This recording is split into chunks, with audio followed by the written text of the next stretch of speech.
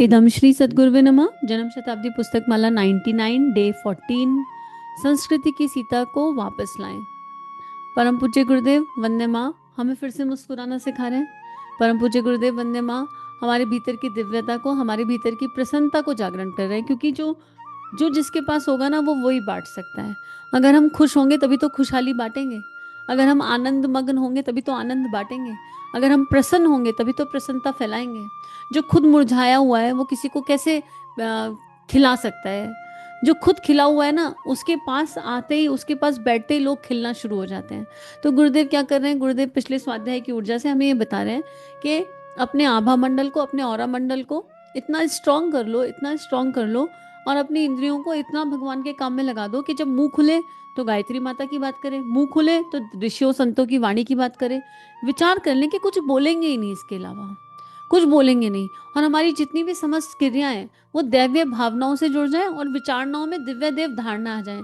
दिन भर हम सोचें भगवान राम का जीवन कैसा था, उन्होंने क्या जिया, भगवान कृष्ण का जीवन कैसा था, उन्होंने क्या जिया। दिन भर हम सोचें अहिल्याबाई होलकर ने कैसे मुश्किलों का सामना किया होगा, उनके लाइफ में इतने चैलेंज आए।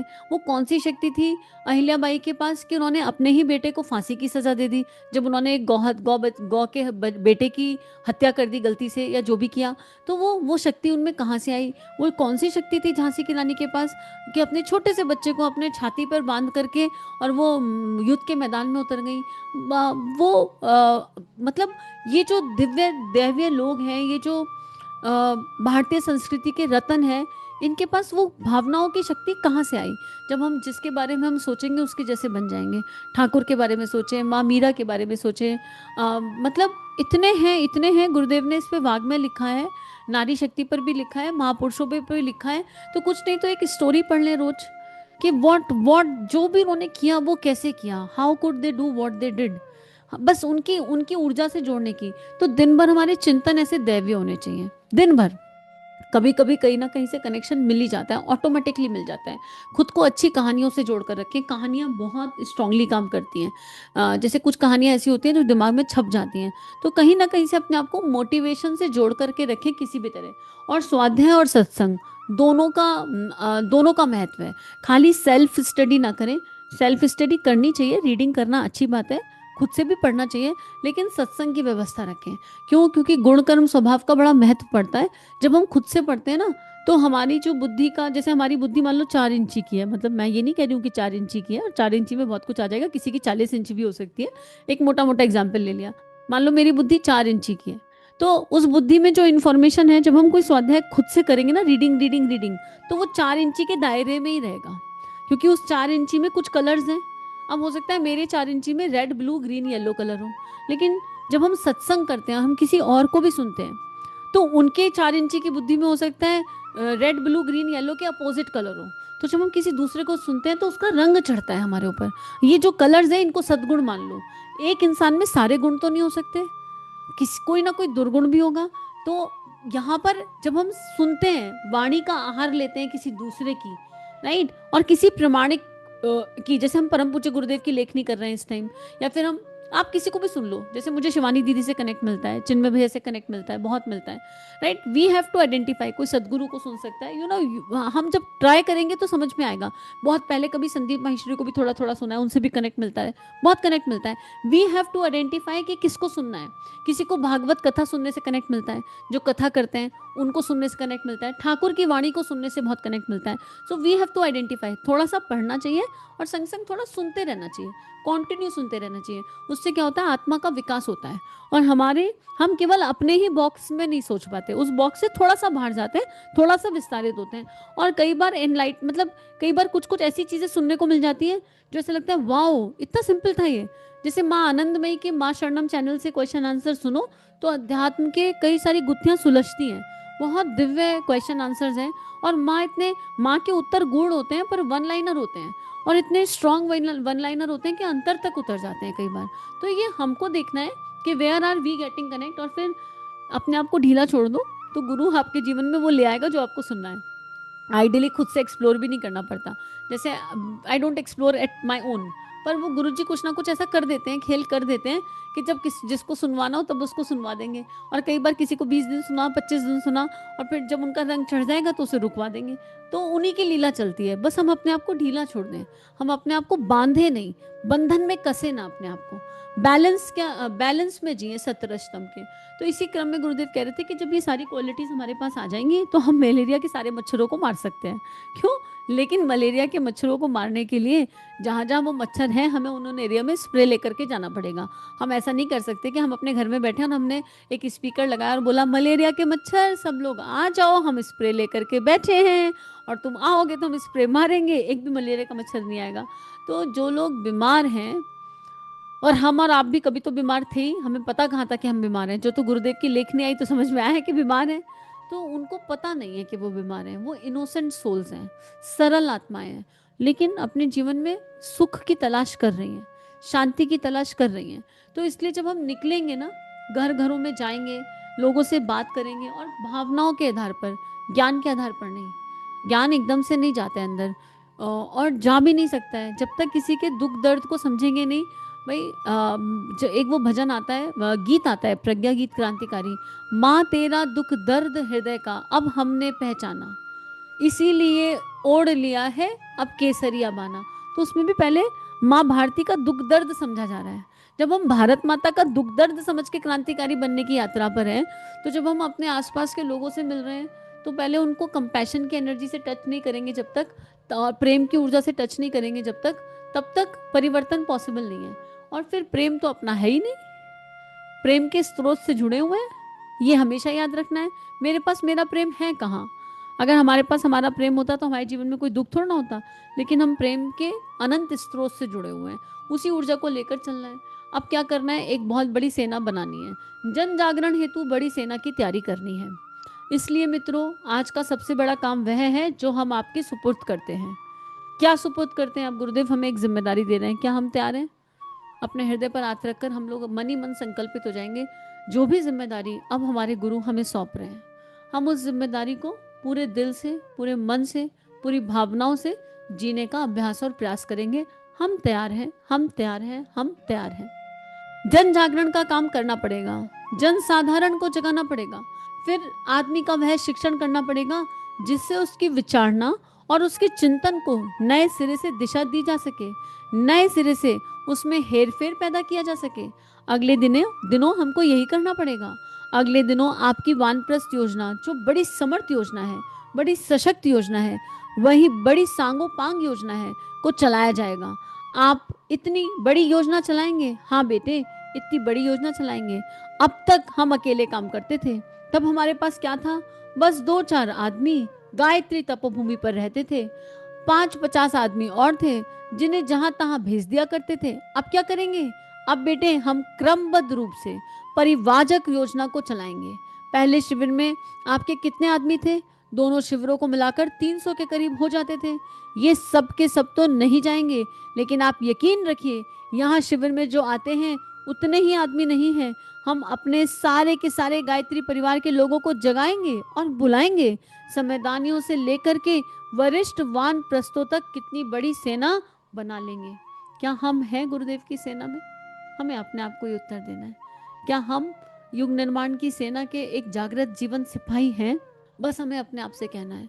गुरु को मानना और गुरु का कहना मानना, ये दोनों ऊर्जाओं में बहुत अंतर है। हमने गुरु को मान लिया, अब गुरु का कहना मानना है। तो ये हमें एज एन इंडिविजुअल अपने अपने स्तर पर सोचना पड़ेगा कि हम कितना संकल्पित हैं और कितने दिल से। काम बहुत ज़्यादा करने की आवश्यकता शायद नहीं हो, पर जितना करें उतना दिल से करें, शिद्दत से करें, बहुत मन से करें, अंतरात्मा से करें। और इस बात के लिए कभी दुखी ना हो, कभी रोए मत। आधे से ज़्यादा भाई बहन, सॉरी टू से दैट, पर आधे से ज़्यादा गायत्री परिवार के भाई बहन इस हीनता में जीवन बिता दे रहे हैं कि हम गुरु के किसी काम नहीं आ रहे हैं। प्लीज़ मेरी प्रार्थना है, विनम्र प्रार्थना है, हाथ जोड़ करके प्रार्थना है कि ऐसा मत सोचिए कि हम गुरु के काम नहीं आ रहे, क्योंकि हमारा गुरु महाकाल है, बड़ा शक्तिशाली है और वो काले पत्थर से काम करा सकता है, काले कुत्ते से काम करा सकता है, तो फिर ऐसे कैसे वो हमारे जीवन को नष्ट होने देगा? क्या हमें अपने गुरु पर इतना विश्वास नहीं है? जब हम ये कहते हैं कि हम अपने गुरु के काम नहीं आ रहे, तो कहीं नींव में एक अविश्वास होता है। हमको एक विश्वास करना है कि ये मानव देह उन्होंने दी है, वो इसका कोई ना कोई तो उपयोग कर ही लेंगे। काम क्या हमें नहीं पता, पर कर लेंगे। और जब जब हमारे मन में ये भाव आए कि हम तो गुरु जी के किसी काम नहीं आ रहे, तब तब बस 5 मिनट बैठकर गायत्री करो ब्रह्मांड को देखकर। ऐसे सोचो कि यूनिवर्स मदर अर्थ सामने है, मदर अर्थ का एक छोटा सा गोला अपने सामने देखो और गायत्री मंत्र करो और मदर अर्थ पर लिखते जाओ, लिखते जाओ, लिखते जाओ। और देखो कि पूरी गायत्री मंत्र की दिव्य देव ऊर्जा पूरी पृथ्वी पर फैलती जा रही है, पूरी पृथ्वी पर फैलती जा रही है। ये सूक्ष्म की ऊर्जा है पर बड़ी पावरफुल ऊर्जा है। और बोलो, मुस्कुराते हुए बोलो, वाओ गुरुदेव आपने मुझे कितना अच्छा काम दिया, 5 ही मिनट में हो गया, कितना खूबसूरत। हाँ, हम गुरु जी का काम कर रहे हैं, पर अपने आप को हीनता में मत जाने दीजिए। सेकंड स्टेप पर जितना भी काम कर रहे हैं सब गुरु का एक तो काम है, क्यों अपना मान रहे हो? अपने बच्चे पाल रहे हो तो आपके बच्चे पाल रहे हो क्या? नहीं, गुरु की धरोहर पाल रहे हैं, गुरु जी के बच्चे पाल रहे हैं। घर संभाल रहे हो तो आपका घर है क्या? हमारा कुछ है ही नहीं। बस जैसे ही हम ये अधिकार ड्रॉप करेंगे ना, मेरा, ये मेरा घर है, मेरे बच्चे हैं, मेरा पति है, मेरी पत्नी है, मेरा ऑफिस है, ये सब ड्रॉप कर दीजिए। बस ऐसे सोच लीजिए हम अपने गुरु के खेत में नौकरी कर रहे हैं, तो सारे ही काम तो गुरु का कर रहे हैं, एवरीथिंग। संसार और अध्यात्म को अलग मत कीजिए। तो उसमें क्या होगा, जो भी काम करेंगे, दुकानदारी कर रहे हैं तो, पढ़ाई कर रहे हैं तो, वो गुरु का काम करके करेंगे। तो उसमें अपलिफ्टमेंट होगा, मोटिवेशन होगा। जैसे पढ़ाई करते करते अगर लगे कंटाल आ जाए, अरे अब नहीं मन कर रहा, तो बोलो, अरे अरे ये तो गुरु जी का काम है, इसे नहीं छोड़ सकते। गुरुदेव ने कहा है शिक्षा ग्रहण करनी है, अच्छे से पढ़ना है। और पढ़कर क्या करना है? पढ़कर कुछ भी नहीं करना, जो गुरुदेव चाहे वो करना है। लेकिन पढ़कर उस स्तर पर पहुंचना है कि एक आवाज पर हजारों को हिला सके, एक आवाज दे तो हजार करोड़ों गुरु की बात सुन सके। उस स्तर पर पहुंचना है पढ़कर। क्यों? क्योंकि गुरु जी चाहते हैं। और खाना बना रहे तो खाना बनाते हुए गुरु जी का काम कर रहे हैं, भोजन बना रहे, प्रसाद बना रहे, ऐसे आनंद की ऊर्जा से बना रहे हैं। तो बहुत बहुत ज्यादा प्रार्थना है हाथ जोड़कर सभी भाई बहनों से। और अगर आप किसी ऐसे भाई बहन को जानते हैं, यहाँ पर चिंतन नहीं करना है, एनर्जी का सेंटर स्वाध्याय है, लेकिन कंपैशन की ऊर्जा से अगर आप किसी ऐसे भाई बहन को जानते हैं जहाँ आपने ये फील किया है कि वो गुरुजी से तो जुड़े हैं पर इस बात का दुख रहता है कि हम गुरुजी के किसी काम नहीं आ पा रहे हैं, तो फिर उनको ये ऑडियो पहुंचा दीजिए, उनको ये स्वाध्याय पहुंचा दीजिए। और गुरुजी का काम तो स्टेटस पर आज की डेट में ये भी एक काम है गुरुजी का। घर से नहीं निकल सकते, कोई बात नहीं, स्टेटस पर लगाओ, ब्रॉडकास्ट लिस्ट बनाओ, टेक्नोलॉजी से देख लो कि कैसे गुरुदेव का स्वाध्याय पहुंचाया जा सकता है। जैसे कोई लिंक किसी से शेयर कर रहे हैं, अपने फेसबुक पेज पर डाल रहे हैं, तो उसमें एक लाइन लिख दीजिए, हमने ये सुना, इसमें ये वाली बात हमको बहुत अच्छी लगी, आप भी सुन करके देखिए स्माइल के साथ। ऐसे बस डालते जाओ। कौन देख रहा है कौन नहीं देख रहा, इररिस्पेक्टिव ऑफ दैट। कई बार क्या होता है, हम परिणाम के कारण उलझ जाते हैं। हम गुरु जी का काम तो बहुत कर रहे होते हैं पर हमको रिजल्ट चाहिए होता है। गुरुदेव ने उपासना समर्पण योग वाग्मी में ये लिखा है क्लियरली कि बेटे जब आप 100 को बुलाओगे तो 10 आएंगे शुरू शुरू में, और 10 में से 1 या 2 ऐसे होंगे जो ट्रांसफॉर्म होना चाहेंगे। मतलब 10 आएंगे, 10 में से 5 को बात पसंद आएगी और 1 या 2 होंगे जो ट्रांसफॉर्म होने जाएंगे। लेकिन तुम संख्या के चक्कर में कभी रुकना मत। कई बार हम संख्या नहीं मिलती इसलिए डिमोटिवेट हो जाते हैं। क्या फर्क पड़ गया, हमें क्यों चाहिए संख्या? जब गुरु जी का काम करते हैं तो आत्मनिर्माण तो होता ही है, कुछ हो या ना हो, अपना निर्माण तो होता है। और एक सुकून के हम गुरु का कहना मान रहे हैं, तो इसीलिए सभी से बहुत प्रार्थना, और सभी के लिए बहुत सारी प्रार्थना है। जो इतना जो लो फील करते हैं इन सब चीज़ों की वजह से, उन सब के लिए गुरुदेव से, माँ से बहुत सारी प्रार्थना कि उन सभी भाई बहनों का आत्मबल बढ़े, ब्रह्मबल बढ़े, और उन्हें समझ में आए कि गुरु कार्य बस इतना ही है। आत्मनिर्माण समाज की सबसे बड़ी सेवा। आत्मा अरे ज्ञातव्य, मैं क्या हूँ को जानना, अनुभव करना और जीना। और बाकी हम अनंत के आश्रय पर हैं, तो हमें केवल श्रेय मिल रहा है। काम तो महाकाल ऑलरेडी सारा कर ही चुके हैं। तो हमें क्या करना है, बस अभ्यास प्रयास करना है। आउटपुट के बारे में नहीं सोचना, रिजल्ट ओरिएंटेड नहीं होना है। रिजल्ट तो अपने आप आ ही जाएगा, ऑटोमेटिक आ जाएगा। तो गुरुदेव इसी क्रम में कह रहे थे कि क्या करना है, अब हमें क्या करना है, लोगों को जगाना है, एक बड़ी सेना बनानी है। हम 1 लाख पादरी बनाएंगे। अब गुरुदेव आगे बढ़ा रहे हैं इस बात को और कह रहे हैं 1 लाख पादरी बनाएंगे। मित्रों, हम कोशिश करेंगे कि उसी स्तर की, उसी संख्या में सेना बना दें जितनी कि भगवान बुद्ध बनाने में समर्थ हुए थे। 1 लाख के करीब उन्होंने शिष्य बनाए, और ईसाई मिशन के पास भी 1 लाख के करीब पादरी हैं। आप भी इतनी हिम्मत रखते हैं बेटे? कोशिश करेंगे। इतने आदमी यहाँ शांति कुंज में तो नहीं रह सकते, और आज देखिए जरा शांति कुंज में कितने लाखों आदमी रह रहे हैं। लेकिन हमारा ऐसा ख्याल है कि हम गांव-गांव में, देश-देश में, घर-घर में शांति कुंज बनाएंगे और जागृत केंद्र बनाएंगे। फिर वहाँ से ईसाई मिशन के तरीके से हम नए वानप्रस्थ पैदा करेंगे। गायत्री परिवार में 2025 में हम बात करें तो एक रिकॉर्डेड डेटा जो है वो ये कहता है कि गायत्री परिवार के 15 करोड़ गायत्री परिवार के लोग हैं आज की डेट में। और इस 15 करोड़ में क्या गुरुदेव को 1 लाख यंत्र नहीं मिलेंगे? अरे बड़ा सरल है मिलना। और जब तक आगे, आगे, आगे, आगे जब ये तो रजिस्टर्ड डेटा है 15 करोड़, लेकिन इसके अलावा कितने और हैं हमें अंदाज़ा नहीं है। महाकाल को पूरे विश्व में पहुँचना ही पहुँचना है। परम पूज्य गुरुदेव की ये लेखनी विश्वव्यापी होकर के रहेगी। कितने लोग ऐसे होंगे जो किताबें तो पढ़ते होंगे, बहुतों के पास पहुँचती होगी अखंड ज्योति, पर उन्हें ये नहीं पता होगा पंडित श्री राम शर्मा कौन है। ऐसा भी हो जाता है। इसी किताब से चेंज आ रहा है, चेंज आ रहा है, पढ़ते जा रहे हैं, लेकिन कभी चिंतन नहीं गया। क्यों? गुरु जिस पर जब जितना प्रकट हो जाए। तो हमें बस अपने आप से ये पूछना है कि इतनी बड़ी 1 लाख की संख्या गुरुदेव कह रहे हैं, इस 1 लाख में हमारी भूमिका क्या है? और समूह की शक्ति में इतनी शक्ति होती है कि मान लो हम अकेले कुछ नहीं कर पा रहे, तो हम अपने आसपास एक दिव्य देव समूह इकट्ठा कर ले, मिल करके तो कुछ कर ही सकते हैं ठीक-ठाक सा। छोटा ही सही, पर कर तो सकते हैं और कर तो रहे हैं ना। मुझे तो गुरुदेव की एक बात बहुत अच्छी लगी थी। यहाँ पर भी वो एक हीन भावना थी, गुरुदेव कैसे करें, घर से तो निकला नहीं जाता, और फिर खुद के जो प्रवर्तमान की जो वृत्तियां थी वो भी बड़ी ज़्यादा थी। ऐसा लगता था आलस से पीछा नहीं छोड़ता, कभी टाइम वेस्ट करते हैं इतना सारा, तो मानव जीवन वेस्ट ही होता जा रहा है। और फिर कभी कभी तो मुझे ऐसा भी लगता था पूरी की पूरी शेख चिल्ली हूँ मैं, गुरुदेव आपको मैं ही मिली थी अपनी बेटी बनाने को है। भावनाएं तो इतनी सोचती, तो भाव तो ऐसे ऐसे ऐसे ऐसे आएंगे, रो पड़ूंगी, और जब करने की बात आएगी तो ढाक के 3 बात, एक आना मुझसे हिलता नहीं। तो आप मुझसे क्या चाहते हो? मैं तो बहुत ही गंदा बच्चा हूँ। मुझे भी इस तरह की फीलिंग्स बहुत ज़्यादा रहती थी, और इसमें नुकसान भी बहुत उठाया उस समय। हालांकि ठीक है, उससे सीखा बहुत, और बाद में लेटर समझ में आया कि गुरुदेव क्या सिखाना चाह रहे थे। लेकिन वहाँ पर गुरुदेव ने एक पत्ता खोला, भाई प्रॉब्लम क्या है? प्रॉब्लम बस एक ही थी कि गुरुदेव आप कहते हो घर से बाहर जाओ, घर से बाहर जाओ, घर से बाहर जाओ, वो संभव नहीं है। शक्ति नहीं फील होती उतनी, या तो घर का ही काम करा लो या बाहर का ही काम करा लो। तो आप एक काम करो, आप हमें घर के काम से छुट्टी दे दो, हम बाहर निकल जाएंगे। हमसे दोनों काम नहीं होते, हमारे शरीर में इतनी शक्ति फील नहीं होती। तब तो हमारा शरीर था ना, अधिकार बहुत था। मैं की रटन खत्म नहीं होती थी। लेकिन ठीक है, गुरुदेव धीरे धीरे पॉलिश करते आए, तो स्लोली स्लोली चीज़ें होती हैं, और आगे भी और निर्माण और बहुत होना है। तो आगे कितना और होगा किसे पता, लेकिन अभी अपने आप का बहुत बेटर वर्जन है, और आगे स्कोप बहुत है। वहाँ गुरुदेव ने कहा कि बेटे सूक्ष्मीकरण भी एक चीज़ होती है, सूक्ष्म भी एक चीज़ होती है, और भावनाओं की शक्ति सबसे बड़ी शक्ति होती है। तुम कुछ नहीं कर रहे हो, तुम ये रोना धोना बंद करो और मदर अर्थ का ध्यान किया करो, माँ धरा का चिंतन किया करो। और उसके बाद से ना इतना कॉन्ट्रीब्यूटिंग फील होने लगा। मुझे ईयर तो याद नहीं है, पर शायद हो गए होंगे 10 12 15 साल से तो ज़्यादा ही हो गए होंगे। पर वो धरती माता का इतना चिंतन, आंख बंद करके माँ धरा को देखना, इतने अश्रु गिरते थे कभी धरती पे, और रोज धारणाएं अलग अलग आ जाती थी।